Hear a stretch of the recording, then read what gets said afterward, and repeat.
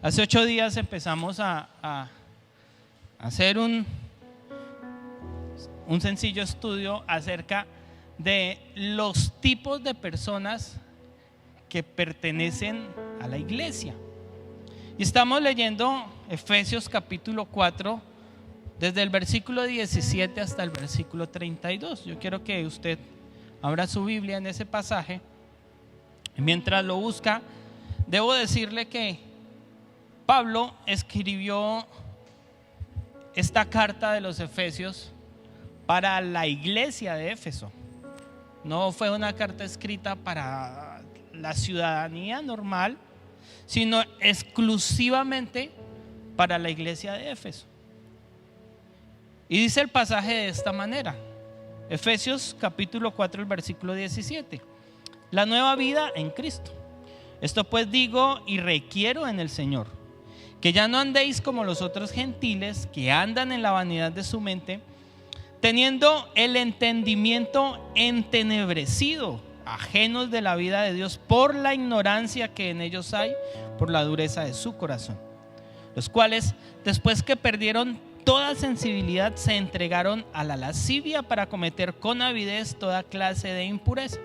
Mas vosotros no habéis aprendido así de Cristo, si en verdad le habéis oído y habéis sido enseñados conforme a la verdad que está en Jesús, en cuanto a la pasada manera de vivir, despojados del viejo hombre que está viciado conforme a los deseos engañosos, y renovados en el espíritu de vuestra mente, y vestidos del nuevo hombre, creado según Dios en la justicia y santidad de la verdad. Por lo cual, desechando la mentira, hablad verdad cada uno con su prójimo, porque somos miembros los unos de los otros. Airaos, pero no pequéis, no se ponga el sol sobre vuestro enojo, ni deis lugar al diablo. El que hurtaba, no hurte más, sino trabaje haciendo con sus manos lo que es bueno, para que tenga que compartir con el que padece necesidad. Ninguna palabra corrompida salga de vuestra boca, sino la que sea buena para la necesaria edificación, a fin de dar gracia a los oyentes. Y no contristéis al Espíritu Santo de Dios, con el cual fuisteis sellados para el día de la redención. Quítese de vosotros toda amargura, enojo, ira, gritería y maledicencia y toda malicia. Antes, sed benignos unos con otros, misericordiosos, perdonándoos unos a otros como Dios también os perdonó a vosotros en Cristo Jesús. En este pasaje yo encuentro que Pablo escribe a una iglesia que está compuesta de 3 tipos de personas. Y hace 8 días vimos el primer tipo, y es el hombre y la mujer que están sin Cristo. Mucha gente viene a la iglesia y se sienta ahí, y si este es su caso, yo con mucho respeto le pido me perdone, pero no son cristianos comprometidos. Bueno, todos somos cristianos porque seguimos a Cristo o creemos en Cristo, ese tipo de cosas. Pero esta es una persona que su vida no ha sido transformada, y que el pecado significa lo mismo que para el que está allá afuera. Y hablamos o hicimos una descripción, voy a mencionar únicamente los puntos. Dijimos que tiene una mente vana, y dijimos que una mente vana es la que se refiere a las cosas inútiles, huecas y vacías. Dijimos, número 2, que tiene el entendimiento entenebrecido, es decir, que están educados para el pecado, y entonces hacer el pecado, practicar el pecado no es malo. No es malo robar, no es malo mentir, no importa emborracharse, no produce ningún dolor en el corazón, ¿cierto? Pecar es un estilo de vida. Número 3, está ajeno a la vida de Dios, y la palabra ajeno significa perteneciente a otra persona. Y si está ajeno a la vida de Dios, pues si no pertenece a Dios, pertenece al diablo, porque no hay otro, ¿cierto? Número 4, está sin sensibilidad. Y sensibilidad aquí significa dejar de sentir dolor. Es decir, que no se duele por el pecado, que no se duele por la maldad, y que esa sensibilidad se materializó o resulta en inmoralidad. Y entonces les decía, hoy las parejas no se casan, ¿cierto? Hoy no es importante casarse. Vivir en fornicación no es ningún pecado para la gente común. Y entonces es necesario irse a vivir con ella o con él para probar cómo nos va, a ver si nos casamos, es lo que la gente dice, ¿cierto? Hace 50 o 60 años el matrimonio era respetado. Si uno se casa hoy en día es extraño, es anormal. ¿Usted cómo se le ocurre por qué se va a casar, cierto? Les decía que es normal, sin sensibilidad, que se manifiesta, por ejemplo, en las relaciones entre las parejas de novios. No es ningún pecado acostarse con la novia, ¿cierto? No es ningún pecado compartir la pareja con otros. Y este pasaje dice que esa insensibilidad se manifiesta en inmoralidad. Les decía que hoy es un delito hablar en contra del lesbianismo y del homosexualismo, ¿cierto? Hoy andan por la calle sin ningún problema, pero hace unos años era asombroso, era algo que no podíamos aceptar en nuestra sociedad, ¿cierto? Hoy no, hoy es una cosa normal, así como el aborto, y todo el pecado en nuestra sociedad es una cosa normal. Y muchos de los que están en la iglesia consideran esto como normal.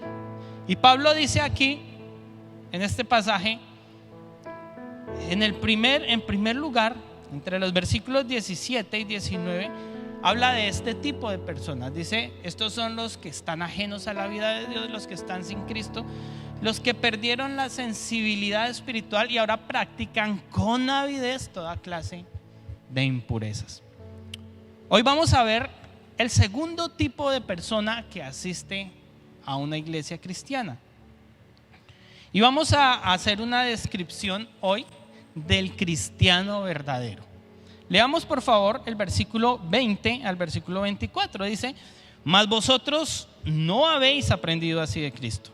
Si en verdad le habéis oído y habéis sido enseñados conforme a la verdad que está en Jesús, en cuanto a la pasada manera de vivir, despojados del viejo hombre que está viciado conforme a los deseos engañosos, y renovados en el espíritu de vuestra mente. Lo primero que describe a un cristiano verdadero, y bueno, si usted quiere saber si es un cristiano verdadero, punto a punto califíquese, hágase una autoevaluación en estos puntos. El primero es que Cristo es su maestro. Dice el versículo 20, mas vosotros no habéis aprendido así de Cristo. Aprendido así a Cristo, dice el versículo. Vosotros no habéis aprendido así a Cristo. Y aprender a Cristo es diferente o es mucho más significativo que aprender acerca de Cristo. La gente común sabe de Cristo. ¿Qué es saber de Cristo? Saber que vino al mundo, que nació de una virgen, que hizo muchos milagros, que multiplicó los panes y los peces y muchos paralíticos sanó. Saber de Cristo significa saber que murió en una cruz y hasta practicar un rito especial en la Semana Santa, o saber que nació y en diciembre celebrar la Navidad. Saber de Cristo significa creer o entender que resucitó, aunque lo tenga colgado en la cruz. Eso es incoherente, ¿no? Tener un Cristo colgado en la cruz, pero pensar que resucitó, ¿cierto? Eso es saber de Cristo, es tener la teoría acerca de Cristo. Pero aprender a Cristo va mucho más allá de eso. Aprender a Cristo significa recibirle, obedecerlo e imitarlo. Miremos Gálatas capítulo 4, el versículo 9. Gálatas capítulo 4, el versículo 9 dice: Mas ahora, leamos desde el 8. Ciertamente en otro tiempo, no conociendo a Dios, servíais a los que por naturaleza no son dioses. Mas ahora, conociendo a Dios, o más bien siendo conocidos por Dios, ¿cómo es que os volvéis de nuevo a los débiles y pobres rudimentos a los cuales os queréis volver a esclavizar? Aprender a Cristo significa conocerle y ser conocido por Él. Esto me habla de una relación estrecha. Aquí el pasaje dice: ustedes en otro tiempo servían a los que por naturaleza no son dioses, a las imágenes, a los ídolos, y entonces rezaban todos los días, oraban lo mismo, ¿cierto? Y vivían una vida de religiosidad y de costumbrismo religioso, y ahí tenían la teoría acerca de Cristo. Pero ahora, dice Pablo, o quiere decir en este pasaje, han aprendido a Cristo, han entendido a Cristo, y él utiliza el término conocer. Dice este pasaje: más ahora conociendo a Dios. Le pasó a Job, ¿no? Uno empieza a leer el libro de Job y ve a Job y Dios dice cosas bonitas de Job. Es que este es un hombre íntegro y muy transparente en sus caminos, y en el capítulo 1 y 2, y uno lee todo lo que sufrió y vivió, y en el capítulo 42 creo que es, Job dice: de oídas te había oído, tenía la teoría, mas ahora mis ojos te ven. Ahora tiene un conocimiento de Dios. Tener a Cristo como nuestro maestro significa conocerle, significa saber de Él. Dice el pasaje: mas vosotros no habéis aprendido así de Cristo. Es que Cristo es el maestro, es quien les dio la clase, es quien enseñó. Ahora ustedes tienen que practicar, está diciendo Pablo acá. Aprender a Cristo significa tener una vida práctica de la palabra. Primera de Juan capítulo 2, el versículo 3 al 6.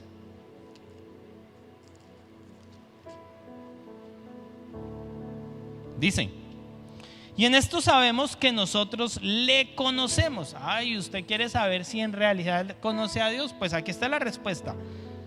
Y en esto sabemos que nosotros le conocemos si guardamos sus mandamientos.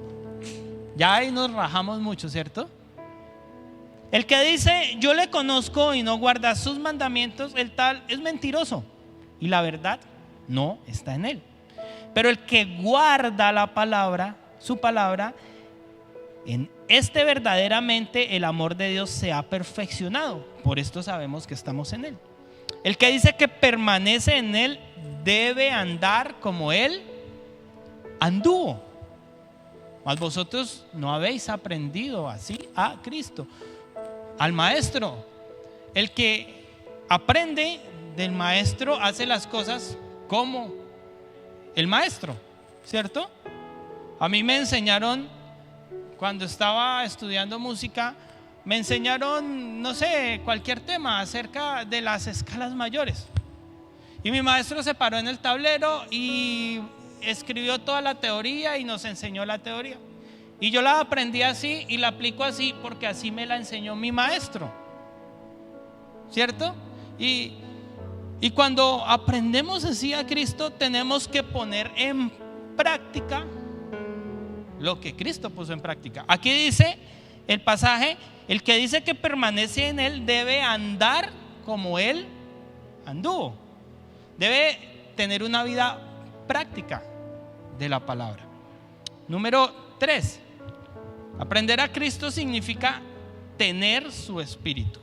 Primera de Juan, capítulo 4, ahí más adelante, el versículo 13. En esto conocemos que permanecemos en Él y Él en nosotros, que le conocemos y que Él nos conoce, en que nos ha dado su espíritu. El Espíritu de Dios se manifiesta en nuestras vidas. Ahora leamos este pasaje que es interesante, Juan capítulo 14.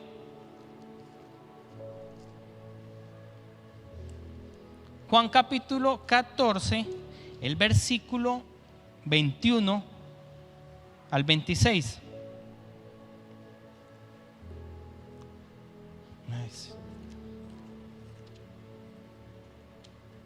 Dice de esta manera, Juan 14, 21.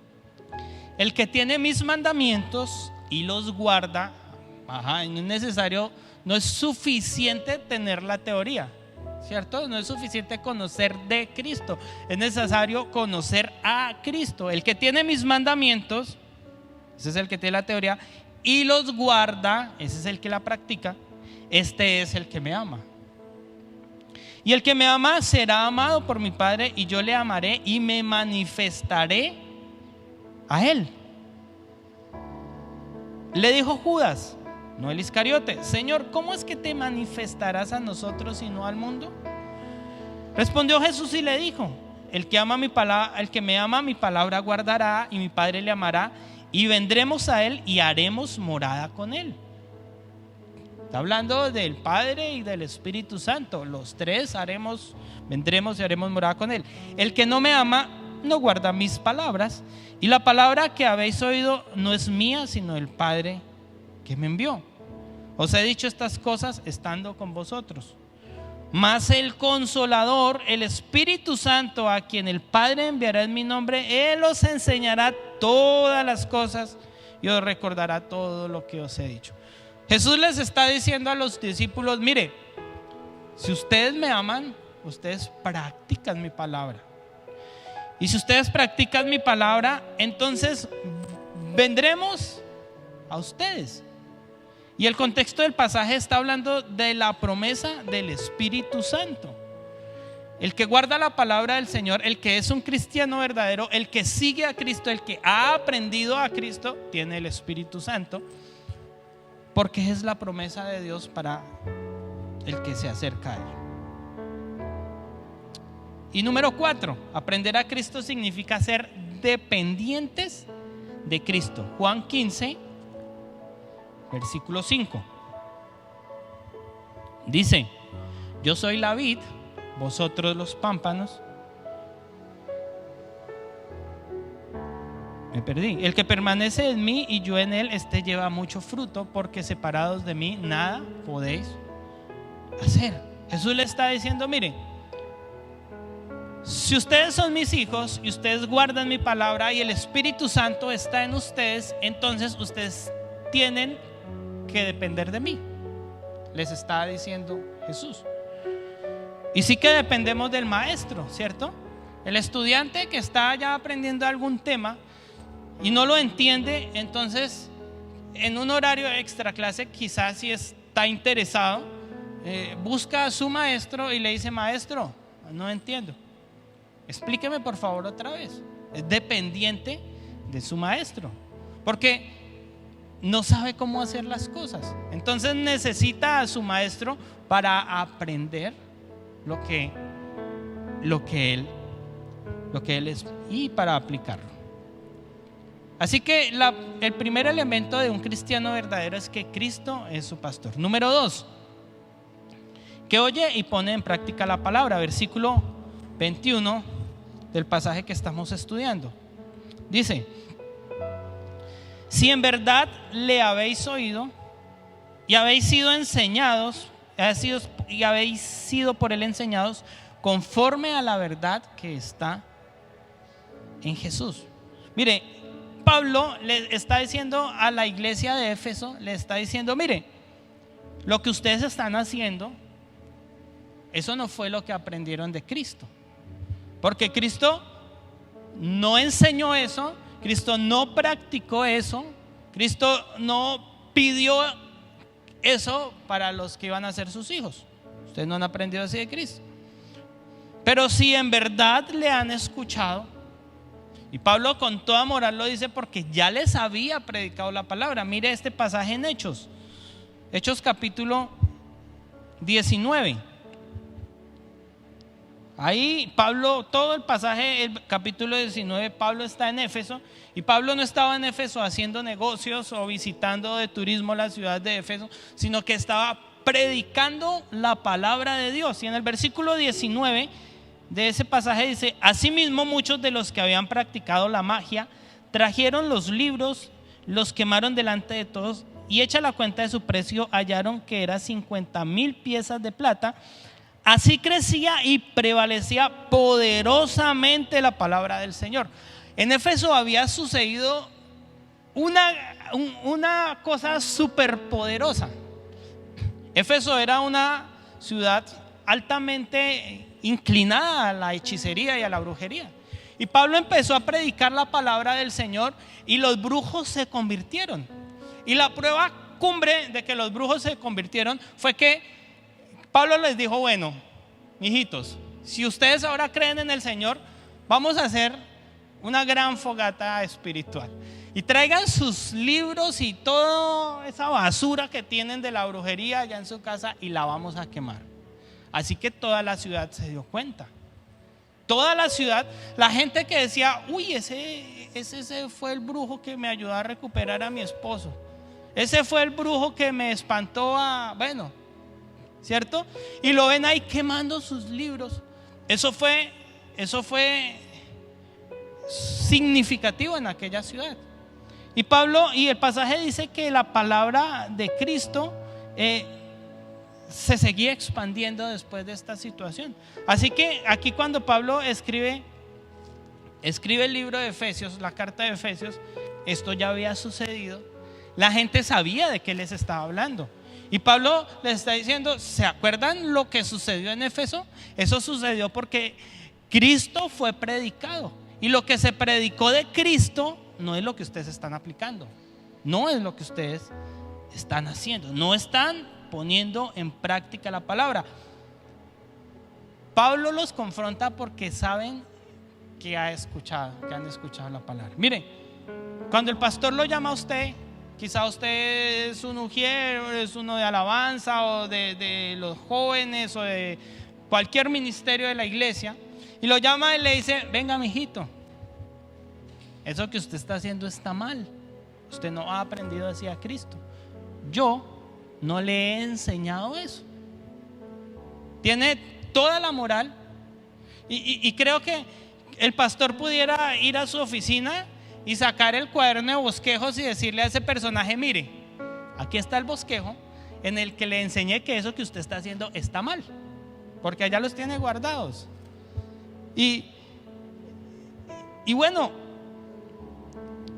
Pablo tenía esa moral de decirle a la gente: ustedes no han aprendido en realidad la palabra. Llevan años viniendo y congregándose y asistiendo culto tras culto, pero la Biblia les ha pasado desapercibida. La única manera de seguir a Cristo es haber escuchado la palabra de Dios.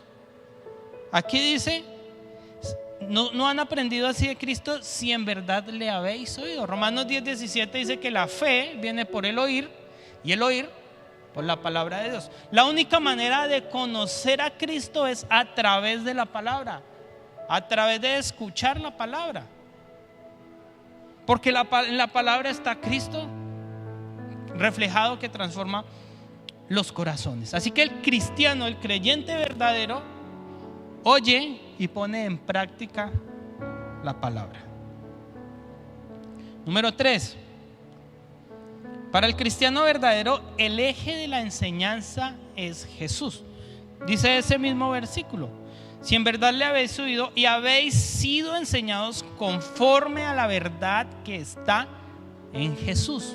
Oiga, es muy claro lo que está diciendo ahí, porque los falsos predicadores y las falsas doctrinas no leen estos versículos y los entienden. Es que el eje de la enseñanza es Jesús. Y por allá en Corintios, Pablo dice, creo que es 1 Corintios capítulo 2, Pablo dice: y yo me propuse a predicar a Cristo y a este crucificado. El tema de la salvación únicamente.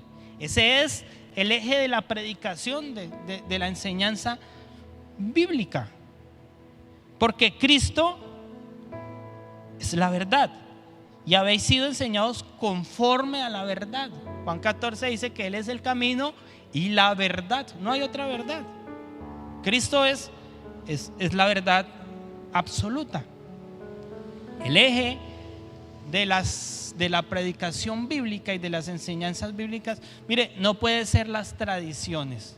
A veces dentro de la iglesia hay tradiciones. Estuve en una iglesia que uno no se puede sentar aquí, uno no puede hacer esto. Esto es pecado, esto es falta de santidad, esto es un irrespeto con Dios. Y yo le decía a la pastora, le decía, ¿y por qué pastora? Si es que esto es un edificio, esto no tiene nada de espiritual, es un lugar dedicado a Dios, sí, pero ¿de qué sirve que el que se suba allá adelante no tenga una vida práctica de la palabra de Dios? Y su enseñanza son en algunos momentos esas tradiciones religiosas que alguna vez nos enseñaron que eso estaba mal. El legalismo y todo este tipo de cosas que hacen. Estuve en otra iglesia en la que para orar y leer la Biblia tocaba ponerse en pie.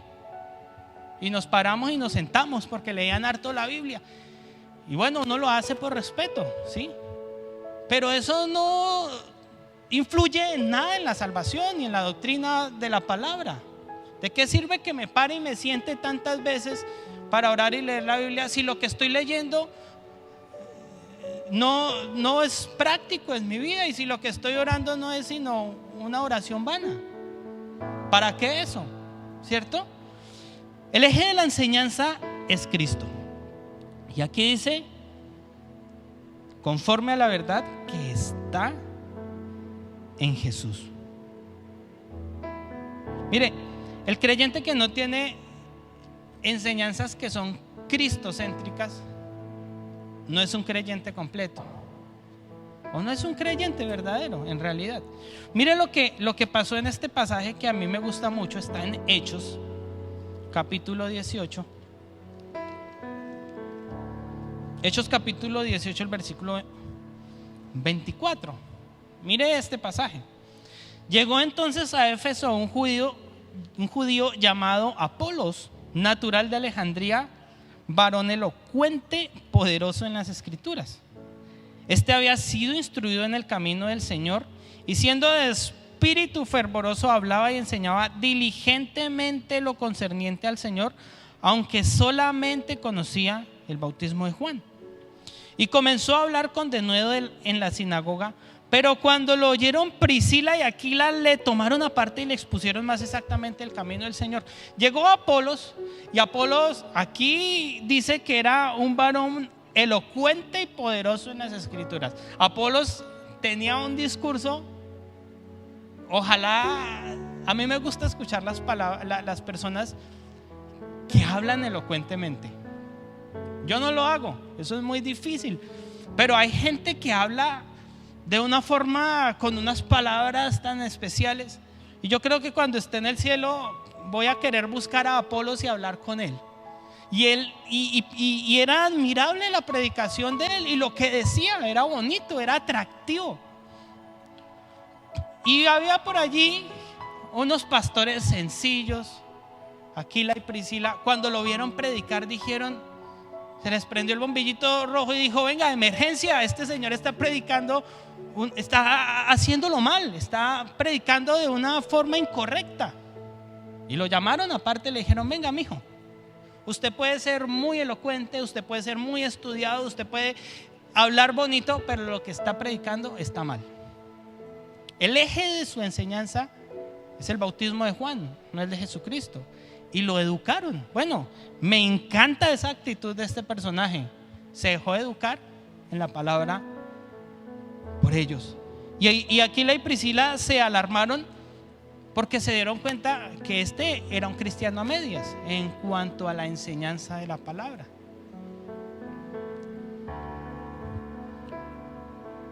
Número 4. Bueno, Dijimos que un cristiano verdadero tiene a Cristo como su maestro, oye y pone en práctica la palabra y el eje de su enseñanza de Jesús. Miremos algunas recomendaciones que da Pablo para ser un cristiano verdadero. Versículo 22. En cuanto a la pasada manera de vivir, despojados del viejo hombre que está viciado conforme a los deseos engañosos, y renovados en el espíritu de vuestra mente y vestidos del nuevo hombre creado según Dios en la justicia y la santidad de la verdad. Después de Pablo haberles dicho, venga, ustedes están haciendo algunas cosas que no aprendieron de Cristo, eso no los hace verdaderos cristianos. Pero si ustedes quieren ser cristianos legítimos y verdaderos, entonces primero tiene que despojarse del viejo hombre, dice el versículo 22. En cuanto a la pasada manera de vivir, despojados del viejo hombre. La palabra o el término, el concepto despojarse aquí sugiere o demuestra lo que es un cambio de vestidura, ¿sí? Despojarse es quitarse la ropa, toda la ropa. Eso significa despojarse. Y Pablo está diciendo aquí, ustedes, en cuanto a la pasada manera de vivir, ustedes tienen que despojarse del viejo hombre. Y en el versículo 24, y tienen que vestirse, dice, del nuevo. Está diciendo, tienen que quitarse la ropa sucia y ponerse en ropa limpia. Este es lo que hace la persona cuando llega de su trabajo. Pensemos en que nuestro caso es una persona que trabaja con mecánica automotriz. Y entonces el mecánico se pone un overol que está lleno de grasa, que huele a gasolina, ¿cierto? Y cuando él llega a su casa, tiene que quitarse esa ropa sucia, bañarse y ponerse una ropa limpia. Eso es lo que Pablo está diciendo aquí con relación a despojarse del viejo hombre. Y la Biblia habla mucho de eso. Y en el mismo pasaje, por ejemplo, en el versículo 25 dice, por lo cual desechando la mentira, y eso lo vamos a ver, yo creo que dentro de 8 días, es parte de las impurezas de ese vestido sucio que tiene el viejo hombre. El viejo hombre, bueno, lo describimos hace 8 días. Si usted vino hace 8 días, pues entonces sabrá quién es el viejo hombre. Si no, busque la transmisión y vea la prédica, o esta semana la vamos a subir en nuestro canal y lo puede ver. Ahí dice quién es el viejo hombre. El viejo hombre es un pecador en potencia. Pero Pablo dice, ustedes ya no pueden estar así. Ustedes, si quieren ser cristianos verdaderos, tienen que despojarse, tienen que quitarse toda la ropa del viejo hombre y cambiársela por una nueva. Número 2, la segunda recomendación es renovar, dice acá, el espíritu de nuestra mente, versículo 23. Y renovados en el espíritu de vuestra mente. El proceso de la conversión empieza por eso, por la renovación de la mente, por empezar a pensar de una forma diferente a la que antes veníamos pensando. Mire, mucha gente llega a la iglesia y se bautiza y hasta sirve. Aquí ha pasado, en el grupo de alabanza, yo he tenido 2 muchachos, 2 personas que vinieron a la iglesia, que creíamos se habían convertido a Cristo, que empezaron a servir. Los 2 fueron líderes de alabanza en la iglesia. Los 2 fueron líderes de alabanza, predicaban la palabra aquí y lo hacían de una manera correcta, bien, lo hacían bien y los veíamos predicar y nos sentíamos como emocionados porque lo hacían bien. Pero cualquier día se fueron. Uno de ellos a vivir una vida de inmoralidad, el otro se volvió homosexual. Y cuando eso sucedió, entonces dijimos, su mente nunca fue renovada. Nunca conocieron a Cristo. Aunque sirvieron, aunque parecía que tenían una vida correcta, aunque parecía que daban frutos, su mente nunca fue renovada. La palabra renovar significa hacer de nuevo. Una vez le dije a mi papá, le dije, papá, necesito pedirle un favor, necesito que me haga un regalo. Me dijo, ¿qué? Le dije, es un regalo de esos que a usted le gusta dar. Le dije, quiero que me ayude a hacer una mesa para poner en mi estudio de grabación. Me dijo, claro, yo le ayudo porque eso a él le encanta. De forma como hobby, ¿no? Ese es su hobby. Entonces no lo busque para mandarle a hacer camas y mesas y sillas, porque le va a decir que no, ese no es el trabajo de él. Pero como yo soy su hijo, tengo el privilegio de disfrutar de ese beneficio. Entonces le dije, papá, quiero una mesa para mi estudio de grabación, pero no es una mesa cualquiera, tiene que tener bueno, después le hago un dibujo y le doy la descripción. Y él emocionado entonces se fue y hizo una mesa de madera, una mesa plana con patas común y corriente. Cuando yo llegué me dijo, ya le tengo la mesa. No, yo más feliz llegué a ver la mesa cuando me encuentro con una mesa como esa que está allá atrás, pero más pequeña. Entonces yo vi la mesa y le dije, papá, la mesa está muy bonita, pero no me sirve. Esa mesa no me sirve. ¿Cómo así que no le sirve? Llevo una semana haciéndola. No me sirve, papá. Es que yo le dije que yo le hacía un dibujo de cómo era la mesa. Dijo, no importa, mijo, yo le hago la mesa, hágame el dibujo. Le hice el dibujo, le di las medidas y entonces hizo la mesa tal cual yo le dije. Él tuvo que volver a hacer la mesa porque la otra mesa no servía, no cumplía con lo que yo necesitaba para el fin que yo lo necesitaba. Él tuvo que volverlo a hacer desde cero. Eso significa renovar el espíritu de la mente, volverlo a hacer desde cero, volver a construir una forma de pensar desde cero. Por eso en nuestro léxico evangélico decimos nacer de nuevo, porque necesita construir una forma de pensar nueva. La palabra mente acá es nous en el griego, y mire que tiene un significado demasiado amplio. Se lo voy a leer porque no alcanzo a explicar. Lo primero es que mente se refiere a la percepción y a la comprensión, y esto tiene que ver con las sensaciones, los estímulos físicos, las necesidades y las motivaciones. Nous o mente también se refiere a los sentimientos, y esto es la conducta, las expresiones y el conocimiento. Nous también incluye el juicio moral, esto es la intención, la motivación que tenemos para hacer las cosas, lo que sucede en el medio ambiente que nos rodea y del cual nosotros hacemos parte activa, y los planes que tenemos. Nous o mente también tiene que ver con la determinación, y esto me habla directamente del carácter. Pablo aquí está diciendo en cuanto a la pasada manera de vivir, despojados del viejo hombre y renovados en el espíritu de vuestra mente. Es decir, es una renovación total, es una renovación de la percepción, de la comprensión, de los sentimientos, del juicio moral y de la determinación. Toda la universalidad de la existencia del ser humano tiene que ser renovada. No es un cambio parcial, es un cambio total.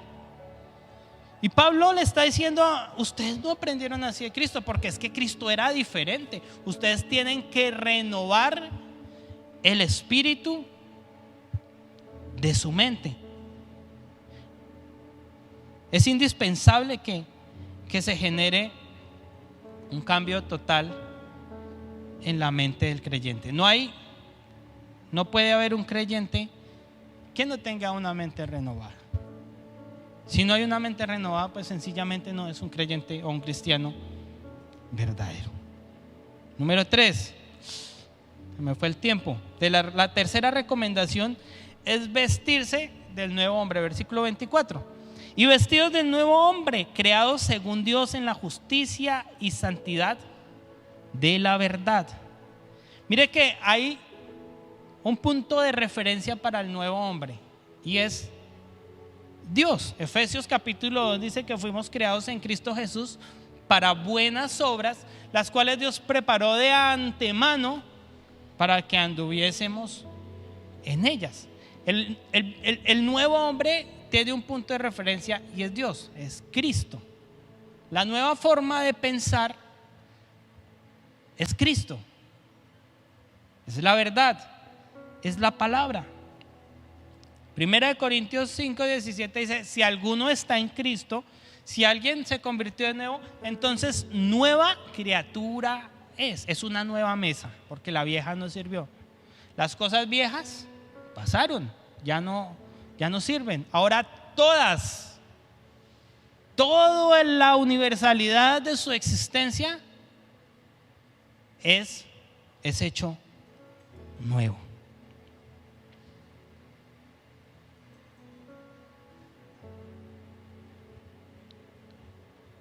Creo que este pasaje nos permite ver qué tan verdaderos cristianos somos nosotros. Dentro de 8 días vamos a ver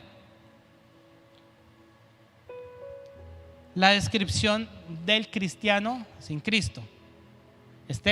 El primero es el hombre que está sin Cristo, que definitivamente viene y se sienta ahí, pero nada que ver. Yo voy porque me parece bonito el culto, me gusta. Chévere, allá cantan bonito, ese pastor predica bonito, ora bonito. Porque para el hombre sin Cristo la religión es bonita. No le han dicho a usted: ay, es que usted era más bonito. Ay, es que usted explica la palabra más bonito. Todo es bonito, es un bonito superficial que no llega al corazón. Ese es el hombre sin Cristo. Hoy hablamos del creyente verdadero. Y el creyente verdadero, le recuerdo, es el que tiene a Cristo como su maestro, es el que oye y practica la palabra, es el que tiene como el eje de la enseñanza a Jesús, es el que se ha despojado del viejo hombre, el que ha renovado el espíritu de su mente y el que se ha vestido de un nuevo hombre. Dentro de 8 días vamos a hablar del cristiano sin Cristo y véngase preparado, porque quizá esa parte es más dura que la de hace 8 días.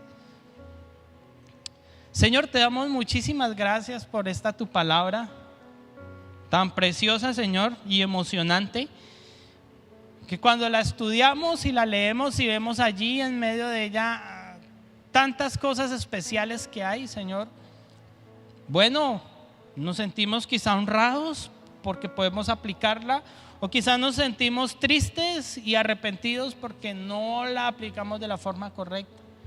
Nosotros que estamos esta noche aquí, Señor, te pedimos que nos ayudes, por favor, a ser cristianos verdaderos, a que nuestra mente sea renovada, que vivamos de una forma diferente, Señor, a que tú hagas de nosotros nuevas criaturas, Señor, que cumplamos tu propósito por el cual nos has creado, Señor, de hacer las buenas cosas que tú preparaste de antemano para que en ellas andemos, Señor.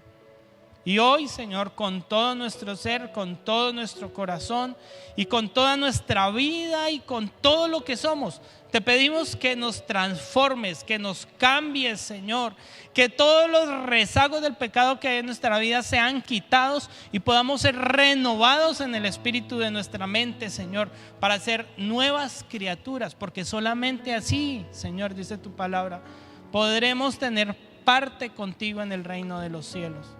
Hoy te entregamos nuestra vida, te entregamos nuestro corazón y nuestro ser, bendito Jesús. Amén.